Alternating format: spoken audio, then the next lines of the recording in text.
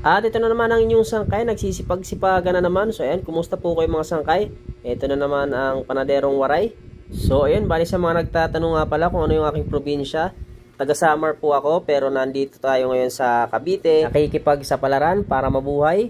Dumidiskarte para kahit paano ay may angat natin yung antas ng ating pamumuhay. So bali nasa 20 years na rin po tayong nasa bakery. So hindi ko na binitawan yung aking pagiging panadero dahil alam kong ito lamang yung pamamaraan para makatulong sa akin sa mga pangangailangan ko sa araw-araw. Bali dito ako nagsimula. Ito na yung una kong naging hanap buhay simula nang ako'y nagtrabaho. At shoutout muna sa ating mga viewers kung sakaling meron man ditong mga waray. Shoutout sa inyo mga sangkay. At syempre dahil nandito tayo sa Cavite ay shoutout na rin sa mga Caviteño. At sa mga nagtatanong naman kung paano daw tayo natutong gumawa ng tinapay, ay syempre natuto po tayo sa ating pinasukan. So bali yung pinasukan ko dating bake shop, kilalang bake shop sa Samar mga sangkay, pero year 2004, 2005 yata yon.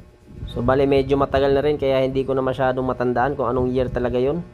At 16 years old pa lamang ako nang ako'y magsimulang mamasukan sa isang bake shop. At that time po ay 50 pesos ang aming entrance, aming sahod sa bake shop na yon. Diba, napakamura pa ng sahod nun mga sangkay. 1.5 lang ang aming isang buwan. Yung 50 pesos mo sa isang araw na sahod ay magkatrabaho ko ng 12 hours, 7 to 7. At napakahirap po talaga nun dahil yung tinapay nun ay tagpipiso pa lamang po, napakaraming gawa noon. At kahit na mahirap ay tiniis ko mga sangkay dahil nasa isip ko na hindi ako pwedeng umalis sa aking tinatrabahuan nang wala akong natututunan. At least kahit papano kapag umalis kang meron ka ng alam, may natutunan ka sa pinagtrabahuan mo ay pwede mong magamit kung sakali mang lumipat ka ng ibang pagkatrabahuan, ibang bakery, ganun. At yun nga, kalaunan ay umabot din ako ng 6 years sa Samar, sa bakery sa Samar sa aking pinapasukan. At nagdesisyon na lumuwas ng Maynila dahil sabi nila medyo mataas daw yung sahod pag sa Maynila. Pero sa kasamaan palad ay ganun din. 50 pesos per day din yung aking napasukan ang binagsakan ko, di ba? Pero habang tumatagal ay unti-unti naman nadadagdagan yung aking sahod.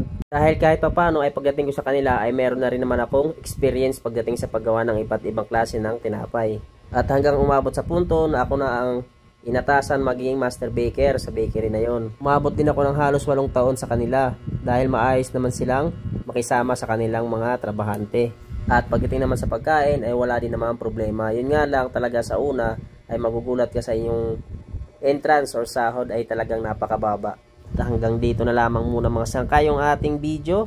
So yun, huwag niyong kakalimutan mag-like at share na itong ating video at pakifollow na rin po. Thank you!